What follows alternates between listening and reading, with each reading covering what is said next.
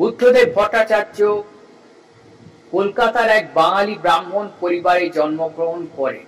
তার পিতামহ কৃষ্ণচন্দ্র স্মৃতি তীর্থ ছিলেন একজন সংস্কৃত পণ্ডিত, পুরোহিত এবং একজন প্রখ্যাত লেখক। তিনি পুরোহিত দর্পণ নামে একটি পুরোহিত ম্যানুয়াল রচনা করেছিলেন, যা পশ্চিমবঙ্গের বাঙালি হিন্দু পুরোহিতদের কাছে জনপ্রিয়।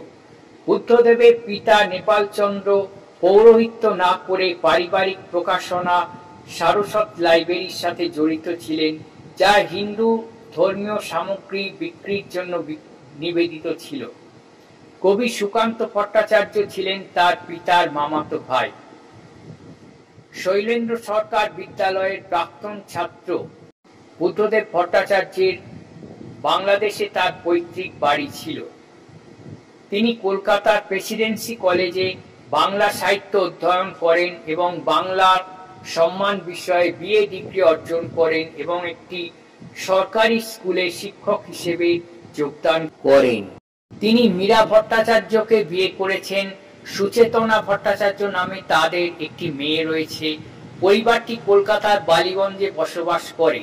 তিনি কয়েক দশক ধরে দুই কক্ষের বাসায় ছিলেন এবং একই বাসভবন থেকে মুখ্যমন্ত্রী হিসেবে কাজ করেছেন। তিনি তার মিতব্যয়ী জীবনধারার জন্য বিখ্যাত ছিলেন।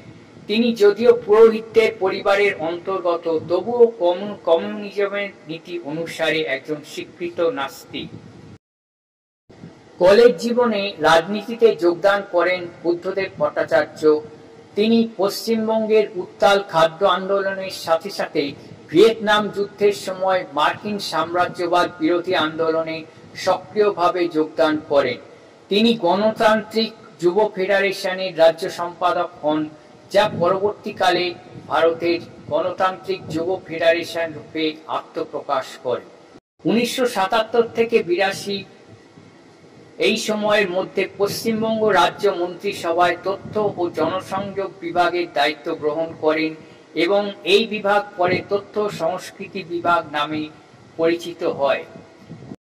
2001 সালের 18 মে ত্রয়োদশ পশ্চিমবঙ্গ বিধানসভা সাধারণ নির্বাচনে জয়ী হয়ে মুখ্যমন্ত্রী হিসেবে শপথ গ্রহণ করে। 18 মে 2006 সালে চতুর্দশ পশ্চিমবঙ্গ বিধানসভা নির্বাচনে জয়ী হয়ে মুখ্যমন্ত্রী হিসেবে শপথ গ্রহণ করে। পঞ্চদশ পশ্চিমবঙ্গ বিধানসভা সাধারণ নির্বাচনে পরাজিত হয়ে মুখ্যমন্ত্রী থেকে পদত্যাগ করে। 2024 সালের 8 আগস্ট কলকাতার পাম অ্যাভিনিউয়ের বাড়িতে তিনি প্রয়াত হন। মৃত্যুকালে তার বয়স হয়েছিল 80 বছর।